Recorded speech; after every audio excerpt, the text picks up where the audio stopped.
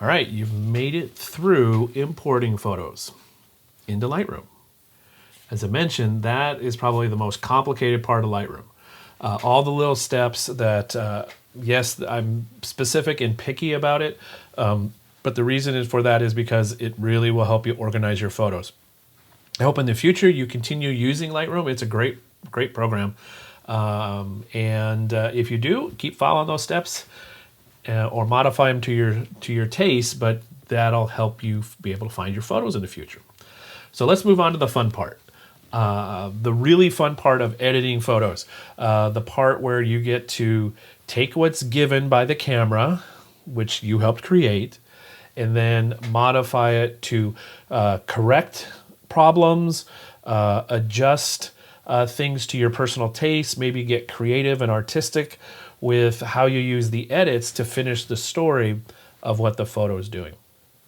As I mentioned in the Why Lightroom video, most of the time when I edit photos in Lightroom, it's 2 to 3 minutes. Sometimes it's 30 seconds.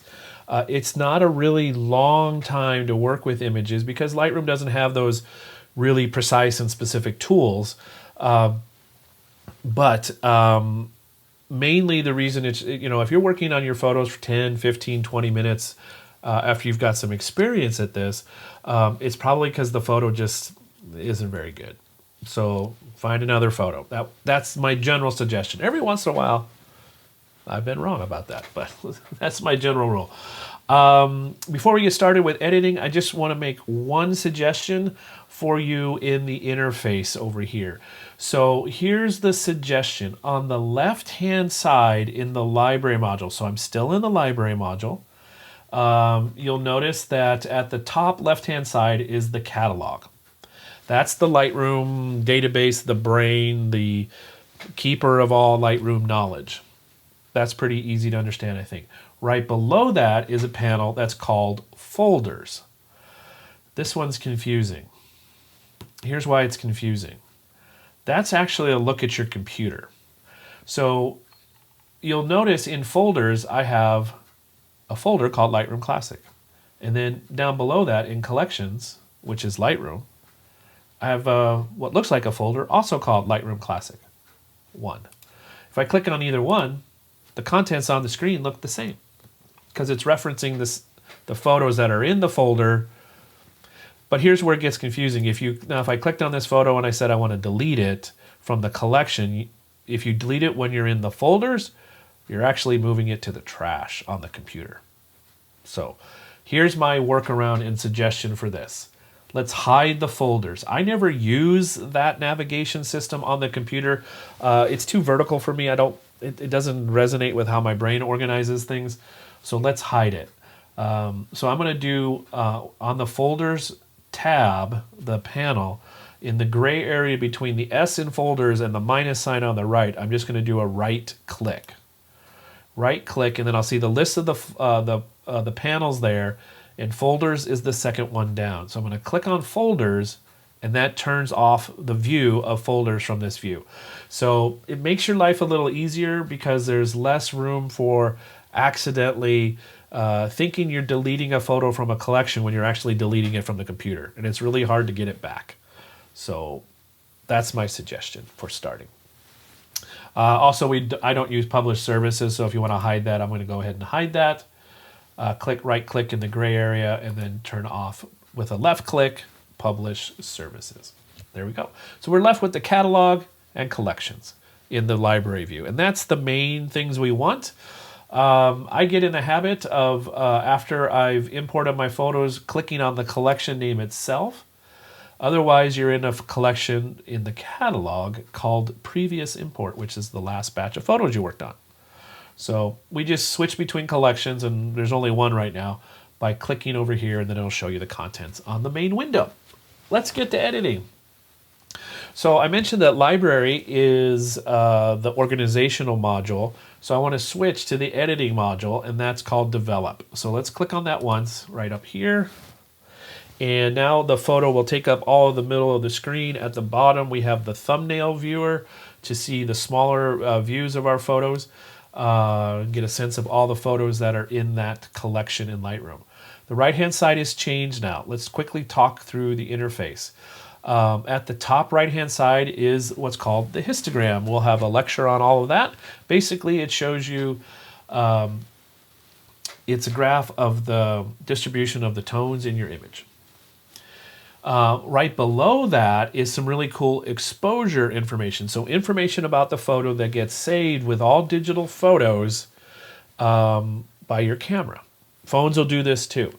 So you'll see your ISO, which is the amplification. Mine's at 400 on this photo. You'll see the focal length of the lens. We'll get to lenses in class, what class? I think 6 or 7.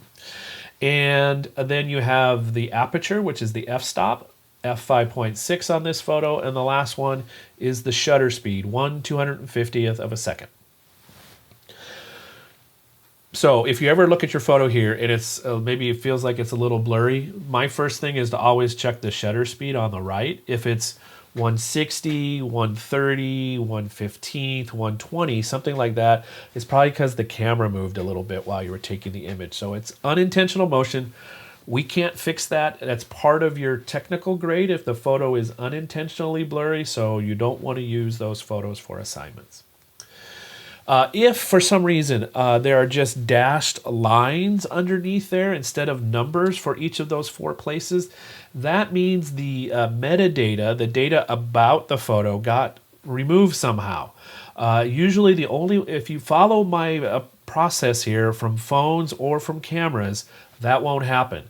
But if you email the photo to yourself, if you send it from your phone to your Messenger app, if you copy and paste the photo, things like that, or download it from social media, that will strip out the data. And the data is required for that metadata, which includes the date the photo was taken, is required for all photos to be graded in this class. So any photos that don't have that data will receive a 0 grade. Okay, just, know that. If you have questions, you know what to do, right? You know you're going to email me or come see me in Zoom office hours. All right. Next, down below, we have some tools right below the histogram. We'll get into those. And then below that, we have what's called the basic panel. And if you're not seeing the basic panel, just click the triangle to the right, and you will see the controls that are available in the basic panel. And there's 3 general areas here. At the top is the white balance, which is the color. We'll get to that conversation, I think, in class number 5. The tone section, which is the basic brightness areas of the photo. And then the presence section, which is kind of like seasoning for your food. So we can do a lot with these controls. So that's what we're going to start with today on this demonstration of photos. We're just going to use these controls in the basic panel. I will show you the other, demonstrate the other control editing tools later on, but we'll start with the simple in the basic panel. All right, so one of the first things I do when I look at a photo is I find out what's wrong with it. You know, what needs fixing? Either what needs technically to be fixed or what I want to change because I want to do something artistic, or I want to change how the photo feels to more about how I remember it. So this image is kind of dark and flat. It doesn't have a lot of contrast. You look at the histogram, it's on the left-hand side, which are the dark tones, and it's kind of even there. Also, another thing I check when I first look at photos is, are they crooked? Are they straight? Is there anything around the edges that I maybe want to exclude, not have in my photo? So that's what I'm going to do first. So after I'm going to do, the first thing I'm going to do is crop this photo, which is I'm going to take the box that the photo is in and change the size of it. So the crop tool is the tool that's on in the menu toolbar, excuse me, just below the histogram. It's the one on the far left. If you put your cursor over the tool, it'll give you a tool tip. It'll tell you what it is, and it says crop overlay.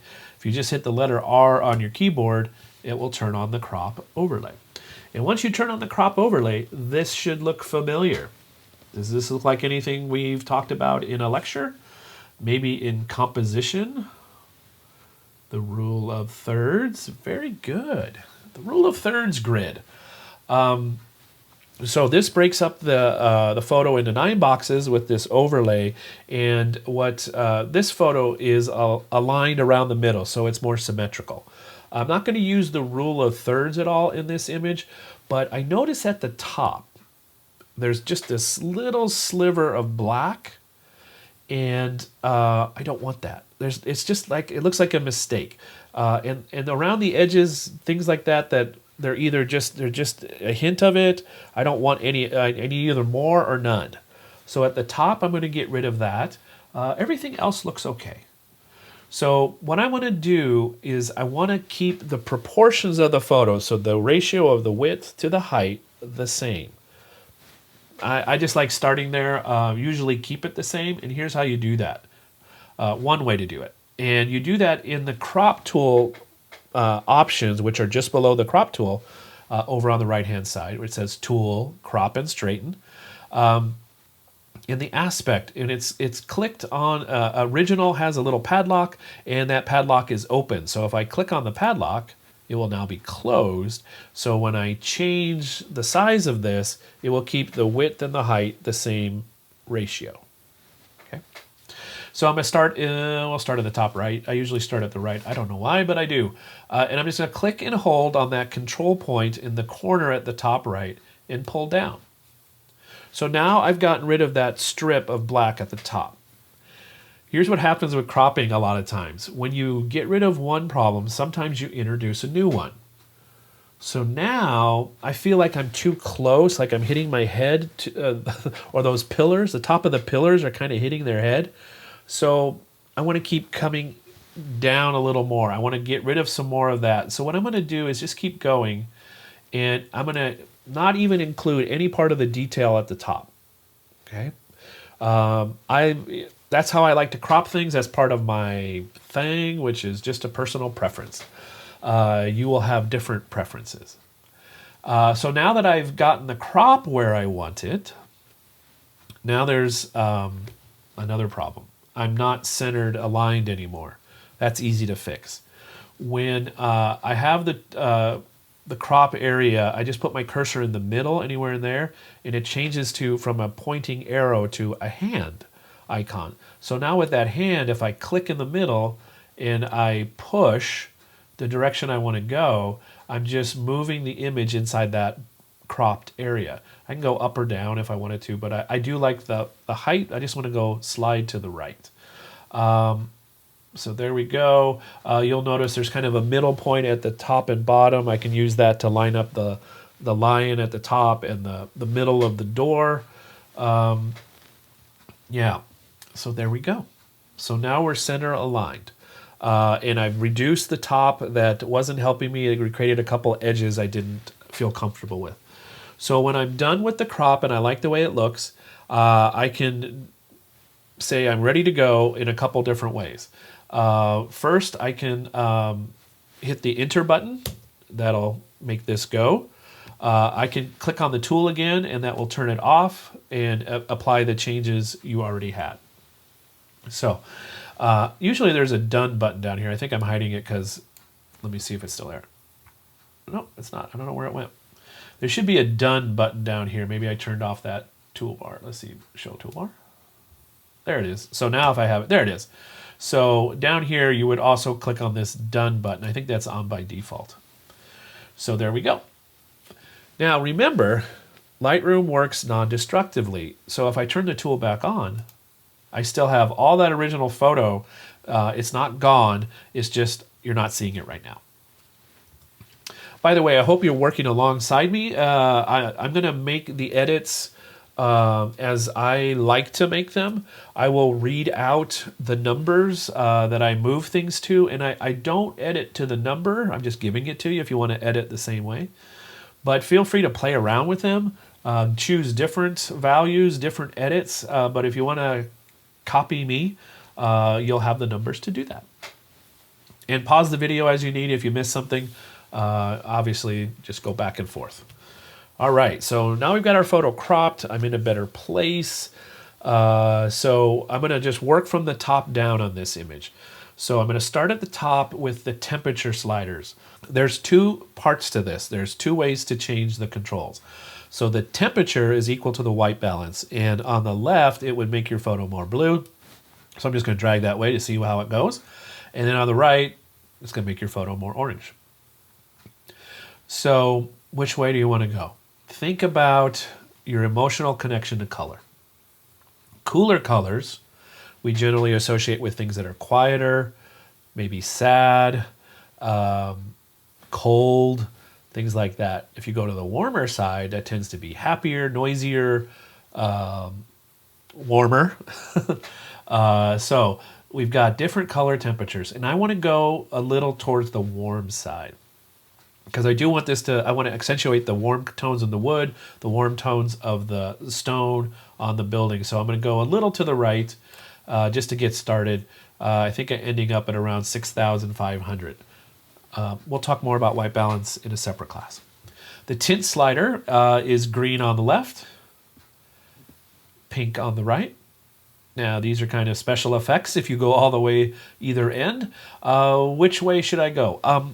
Generally, but not always, if I warm up the temperature, go to the right, I'll do a similar thing with the tint. I don't want to go too far because it starts to get loud and it starts to look like a very obvious edit or a filter, and I don't really want that. So I'm at about plus 20 on the tint. It's a look I'm liking. And you'll find as I go through this, I will go up and down, I'll go back and forth, because once you change one thing, it can affect the way an edit you've already made looks. All right, let's move down to exposure. Exposure is one you're probably super familiar with. If you go to the right, it's going to get brighter, really, really bright. If you go to the left, it's like someone turned off all the lights. So again, think about emotional connection to exposure, to brightness. Things that are brighter, we tend to we associate with happier, again, louder, warmer, those kind of generally more positive emotions. We go to the left, it's more mysterious, things are hidden, it's quieter, maybe sadder. I'm going to go for this because I want it to feel a little happier. I'm going to go a little to the right. How much? I'm just kind of, I don't look at the sliders, I'm just looking at how it's changing on my screen until I'm happy. So I'm going to go a little to the right here. So I'm at about, what does that work out to? About plus 0.85, if you're following along. The next control down is contrast, and that is making the brights brighter and the darks darker if you increase contrast. And it makes, if you go the other direction, decrease contrast, it makes everything more gray. So let's go to the left first, so everything's more gray. You can see how the histogram kind of flattens a little bit. If I go to the right, you're pulling to the edges, so you're pushing things more to bright and dark. That's too much but I kind of like that idea. I like the idea here, because this is a very dramatic building, this old, imposing kind of door and building, very dramatic, very elegant. So I'm going to turn the contrast up a little bit, about plus 30. Yeah. So the next section that has 4 controls: highlights, shadows, whites, and blacks. These are really cool. Basically what I can now do is make the photo, parts of the photo brighter, certain tone ranges, areas of brightness, without affecting the other ones. So I'm going to start with the highlights because that's the one at the top. The highlights will be the middle, the things that are next to the brightest things. So in this photo, it's going to be some of the highlights on the door, the highlights appropriately enough on the pillars. So I do want to brighten this up a little bit. Bring out some of those bright tones. I'm at about plus 36. The shadows are the things that are next to the darkest. So in this photo, it should be the top of the archway, part of the darker parts of the door. So there's minus 100 on shadows, there's plus 100. So if you want to add some mystery to your photos, decreasing your shadows will do that. If I want to, make it look like it was facing the sun, there wasn't so much shadow, that's another way, that's how you would do it.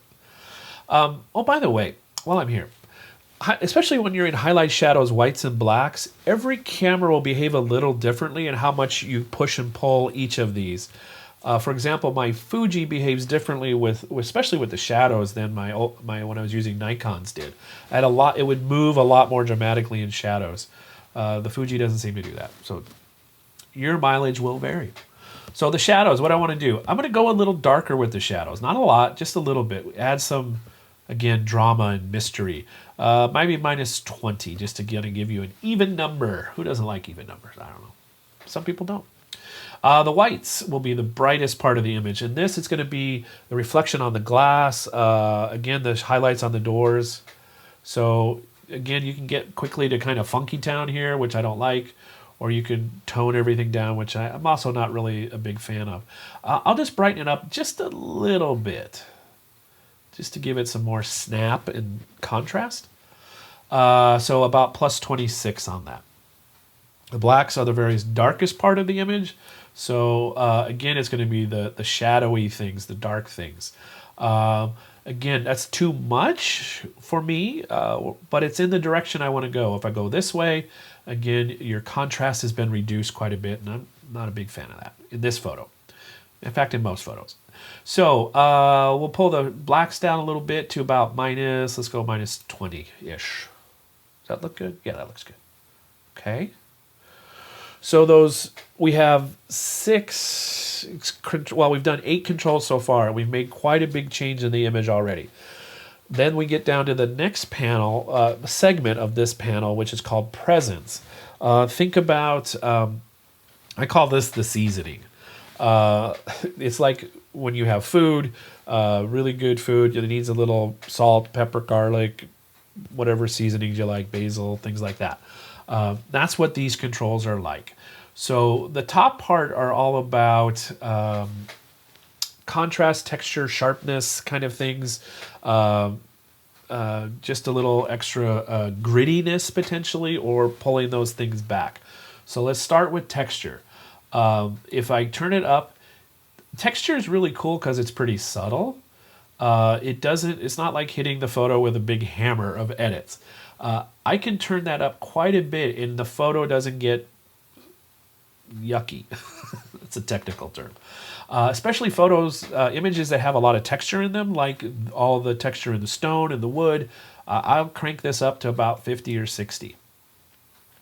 Clarity is, I've heard it called the make it look better slider when it was the only option you had here. And it does. It's going to add some punch, some drama, quite a bit of drama. It kind of almost looks like, I don't know if you remember that movie 300, the really high contrast and gritty edges. I don't want to go that far because then it starts to almost look dirty and sooty, like it's got ash on it. But I will turn it up a little bit, somewhere between 20 and 30 maybe. By the way, clarity does not look good on most people's faces. If you turn up clarity, it makes everybody look a little bit like they've been sitting in front of a barbecue fire for an hour. Just not a good look for faces. Dehaze, if you're familiar with polarizing filters, it works similarly. It's going to reduce reflections and just make things, again, a little sharper and punchier. If I go to the right, that's too much. If I go to the left, it's now foggy and dreamy. I do want to go towards the crunchier end, I guess I'll call it, the more contrasty end. So I'll turn that up to about +10 is what I kind of normally do on images like this. And here's related to that.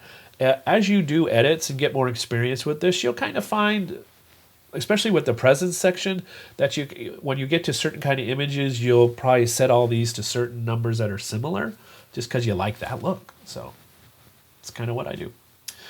All right, so we've added some punch and some snap and some sharpness. That's just bring the edges out a little bit more. It's not going to fix a blurry photo, but it will bring out edges that are already there. The last segment in here in presence is around color and richness of color. We have 2 parts to that, vibrance and saturation. It's a little hard to explain the difference. My best way to understand it is vibrance is richness of all the colors that are a little muted. So you can bring out some colors that are not very vibrant. And saturation is the richness of all the colors. So let's start with vibrance. Again, I'm going to turn it all the way up and pull it all the way back. So if I go to minus 100, it pulls most of the color out, but you'll see there's still a little bit of some of the warm tones here. That could be a cool look, but it's not quite what I want. Again, that's going to feel cooler and more like a special effect, and for this image, not quite what I want. If I go to the right, it's a little too much. Well, it's quite a bit too much for me. It's, again, it starts to feel more like a comic book or neon sign. It's overdone for me. So I'll go somewhere in the middle. I usually if I turn Vibrance up, I usually go somewhere around 30. It's just a number I like the way it looks.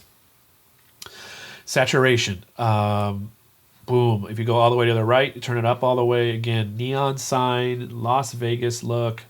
Too much for me. I go all the way to the left, you take all the color out, now it's black and white, which is not what I want for this image, and not my recommended way to do black and white anyway. I'll show you another way towards the end of the quarter.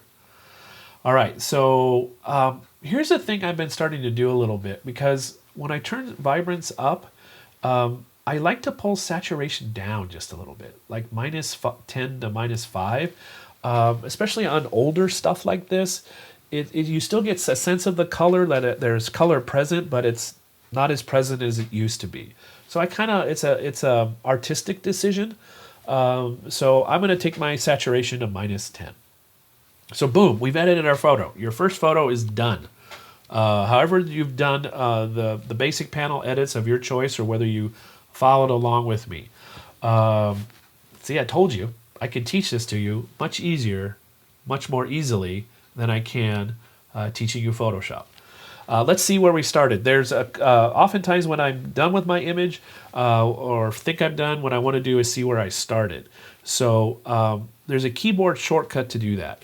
And the keyboard shortcut to do that is, it's this key. It's the backslash key, so it's the third row of your keyboard, at least on this one, down from the top, in the main section on the far right, just below the backspace or delete key. So if I click on that, tap that, it'll show me before. So this dark, dreary, kind of sad image. And if I go back and hit it again, it'll toggle back to where I'm at. Oh, it's brighter. It's got more texture, more punch, more snap, more pizzazz. Feels more like I felt when I was looking at it. So this is a big part of adding emotional content. I'm going from the flat gray, not much emotion, but it's even a little too dark, to more feeling in the image and more me. If you edited this photo differently, now it's more you. So that's one of the very, very cool and fun things about editing images, is adding yourself to them. So we're going to carry on with a couple more images, show you a couple more tips and things to do with images. Here we go. So we've edited our first photo, and I don't know if you know this, but I took a little break between the photos. And here's what happens sometimes, even just a short break after you make some edits and come back to a photo can be helpful, because now at least this photo to me feels like it's a little too much. So I'm going to reduce some things. So I'm going to probably reduce texture a little bit. That's things that feel a little too much. Reduce clarity a little bit. Reduce exposure just a little bit. Take the temperature, which I think is the biggest offender. It's too orange. So I'm going to go a little to the left towards the blue. Again, I got to stop looking at the numbers and just look at the image. So maybe about there. So I'm down to about 6,000 on the temperature instead of 64, I think I was at. So it's a good idea to make your edits, take a little break if you can, come back the next day even, but come back to them with fresh eyes, because sometimes as you're layering these things, you don't notice what they've added up to. So yeah, it happens to me. And sometimes it's fun to come back after a couple years and re-edit photos with the new you and see what you think with things. So let's move on to this photo. Now, here's one of the cool things about Lightroom. You don't have to save anything. Those changes we made to that image, they're still there. Even though I just clicked on another image, I never have to save. I just click on the next image, or I can use the arrow keys on my keyboard and go to the images in the thumb view, film strip viewer on the bottom of the screen. I can go left or right there. All right, so this is the photo we want to work on next. Diagnosing this photo. I want to try and bring out some detail in the sky. Again, it's another photo that feels kind of flat. There's some color here, but it feels mostly gray.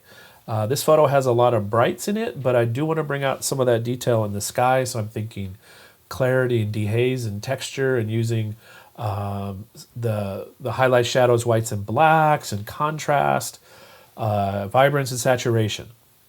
Looking around the edges, looking for any distractions or things that are kind of bugging me. There's a little teeny tiny one in the lower right-hand side right here. There's this little something something. It's just a little, it disrupts the flow. And that's an important stuff to pay attention to. You might think, well, who cares about that? Well, it's one of those things that once you see it, you can't not see it. So might as well get rid of it. It's super easy. So I'm going to start with the crop tool. I'm still have my padlock on the aspect ratio. So I'm going to click on the top right and just pull down a little bit.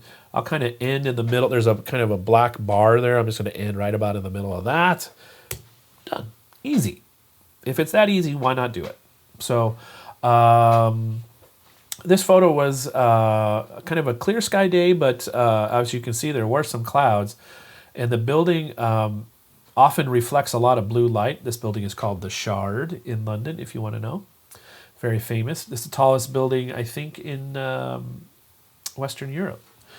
Anyway, what am I going to do? I'm going to make this a little more blue with the temperature. So I'm going to take the temperature slider and go a little blue. Now, I don't want to go here because it just does some weird things. That's a little too, that's too much. More right around here. So what does that end up? Looks like 3,836 on the temperature scale. The tint, what happens, I don't want to go purple because that's kind of blue and red. You get to this kind of teal color. I kind of like this teal color. I'm in a mood of teal these days. I don't want to go to green. It kind of feels like a fish tank that has been left too long before cleaning. But I will go a little towards the cooler side like I did with the temperature. So I'm going to go a little negative. Here's another suggestion for where to set the sliders at. Go until you feel like, oh, that's about right, and then back up just a little bit. That'll help you from layering too much of an edit on things. So this is kind of feels about right. Over here, just a little bit farther left, and then I'm going to back a little to the right. So I end up with about minus 25. And I may come back to this after, again, these other changes. Exposure, I don't think I'm going to need much of this. I'm just going to leave it alone for now. So I'm going to reset it to 0. Now, if you move a slider and you want to reset it quickly to 0, oh, that's kind of cool, though. Sometimes that happens when you're messing around.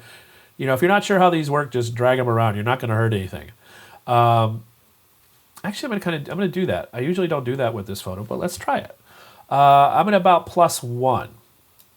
If you ever want to reset the slider back to 0, there's 2 ways to do it. You can double click on the control handle you've been moving, and that'll return it to 0. Or you can double click on the word on the left-hand side, that, like exposure in this case. If I just click on exposure twice, it goes back to 0. Because sometimes it's hard to move it right back to 0 with the mouse. All right, let's go to about +1 and see what happens. We'll just leave it there. Contrast. Turn that up. I kind of like what that's doing. I like what it's doing at the bottom of the building. I'm losing a little bit of the sky, but I think I'm going to get that back with highlights, shadows, whites, and blacks.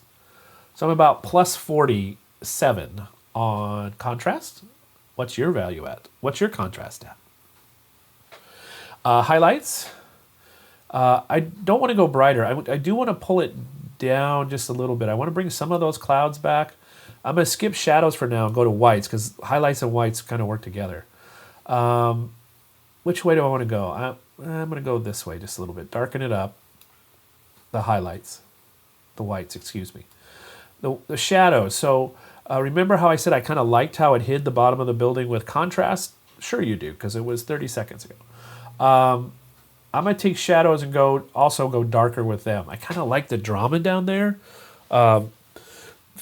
This helps you look up because it's dark there, so you want to find the bright things, and this will help you do that by decreasing that. Decreasing the brightness of the shadows. Blacks, I get a little more of the clouds back. Again, I'm adding some mystery down at the bottom of the screen. I kind of like that. So my blacks are at about -40. Cool. Kind of liking this. I don't think I've edited this photo this way before. It's kind of fun and rediscovering. Texture. Let's turn that up and see what happens. So what this is doing, if I go negative, it's a little easier to see. See all the grate, whatever the little lines on the overhang of the building?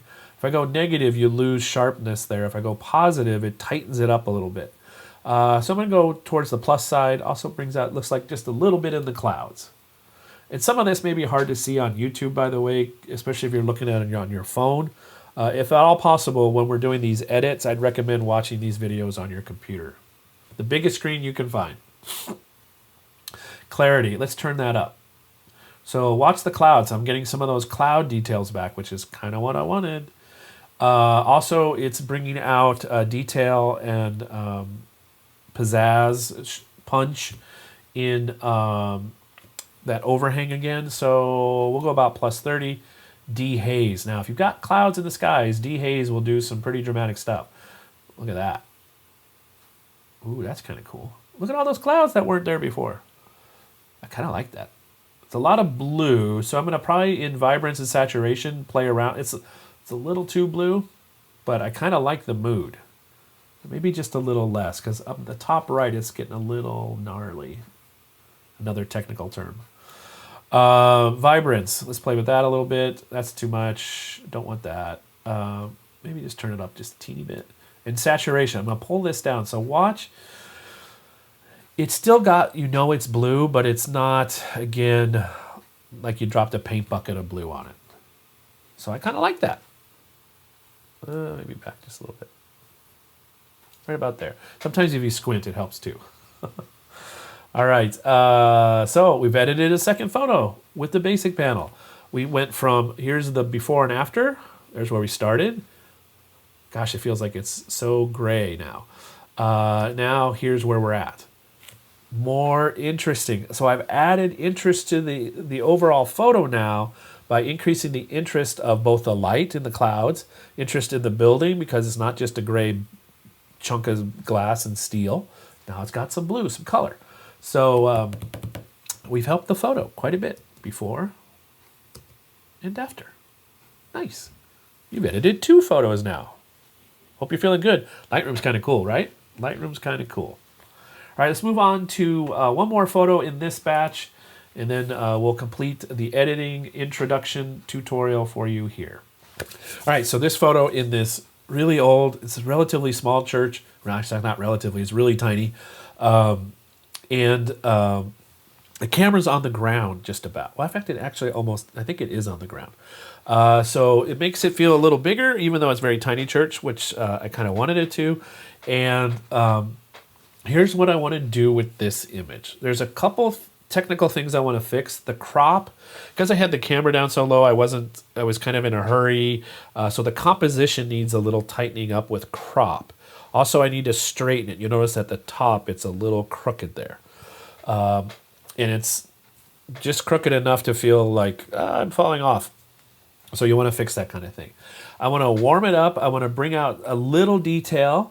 I want this to feel welcoming and just like a place you'd like to spend some quiet time. So we'll start with the crop tool. So I'm going to click on the crop tool, and I want this part kind of right in the middle, and I want to see this. This is at an angle. I want to fix that. So where do I want to start from? I'm going to kind of work my way around. I'm going to start from the top and see what happens. So I'm going to probably use this as the top of my photo, that arch there, that wood arch in the middle. So I'll crop down to that. And now here's how the crop tool is also the tool you use to straighten things that are crooked. So here's how you straighten. You take your cursor and put it outside the crop area. And when it's outside the crop area, now it changes from an arrow to kind of this double hooked pointer thing. It's probably got a name, I just don't know what it is. So I'm going to click on it out there, and now I get this smaller grid, so this will help you align things. So I'm going to click and hold with my mouse and pull. Let's see, I'm going to pull down because it's higher on the right. So I'm clicking on the left and pulling down, and I'm using these lines as a guide to get closer to straight. Okay, so that's more straight. Now I've got this gap. Remember when I said cropping sometimes introduces other problems? This gap is a little small. I also got a little gap here by this window. So I'm gonna crop in a little bit more on the right and on the left. So kind of that. So I got a little blue there, a little blue there. Maintaining symmetry, I'll pull up a little bit, click inside to get the hand, and pull up a little bit. That'll give me a little more symmetry with the blue there and there. Still got lots of the floor. I've got the chairs. That's kind of in the middle. Good. So my crop is done. I'm going to hit the click the Enter key, or tap the Enter key, and or click the Done, or click the tool icon again. All right. So my crop is better. Cool. Those little things make a big difference. If you exclude things that create distractions or uneasiness, it helps your photo quite a bit. The crop tool is one of the most powerful tools in this whole editor and often overlooked. All right, let's hop down to temp. I'm going to make things a little warmer. The light inside was already very warm. The light coming in through the windows has a lot of blue because it was later afternoon. Mid-afternoon, actually. So it's got a lot of blue in it.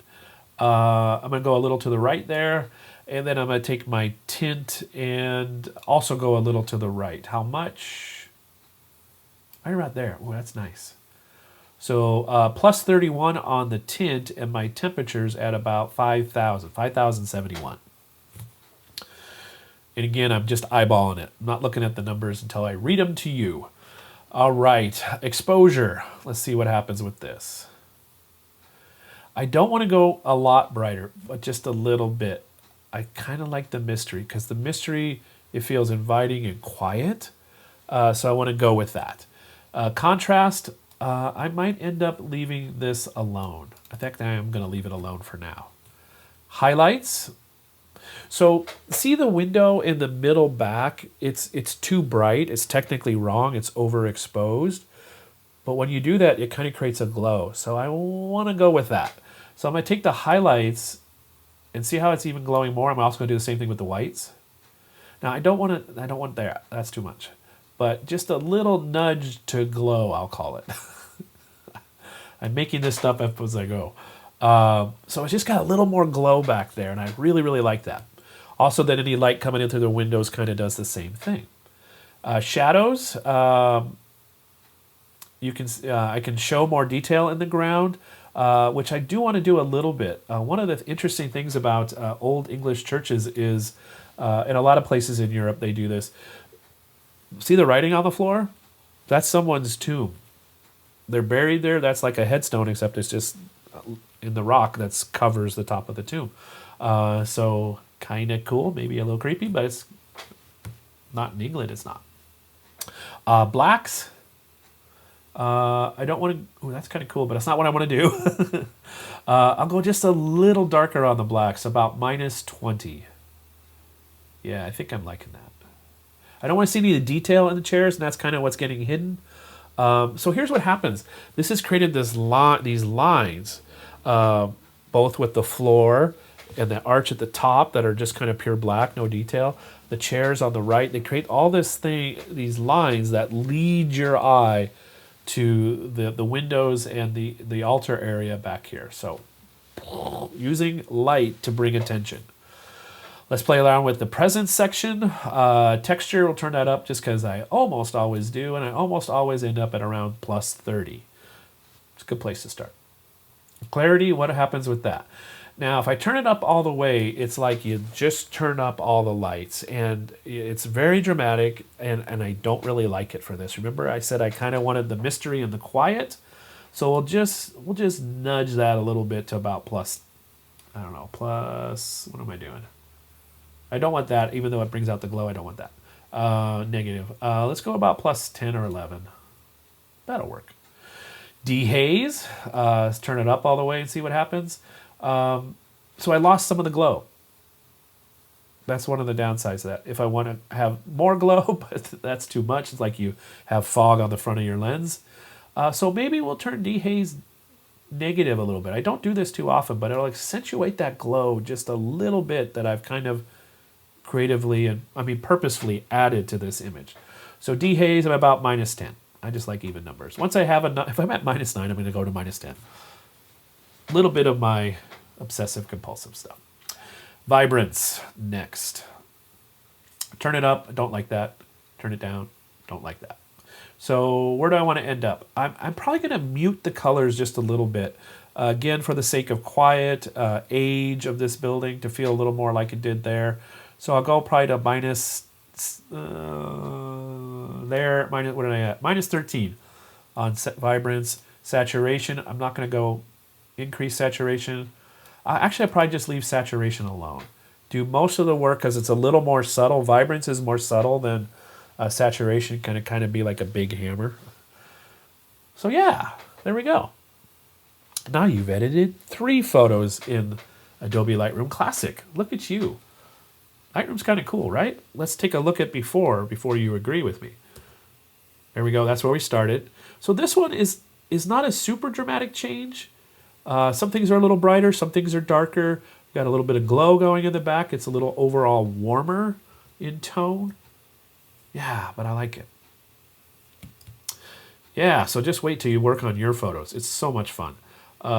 It's another layer of your personality, your artistic creation that you get to add to your images, and it's super powerful, and it's one of my favorite parts of photography. So this will conclude this demonstration of introducing you to the basic panel. I got one more video in this segment of class number 4, Lightroom number 1, and that's getting these photos out of Lightroom back onto your computer, the edited photos. That's called export. I'll cover that in the next video.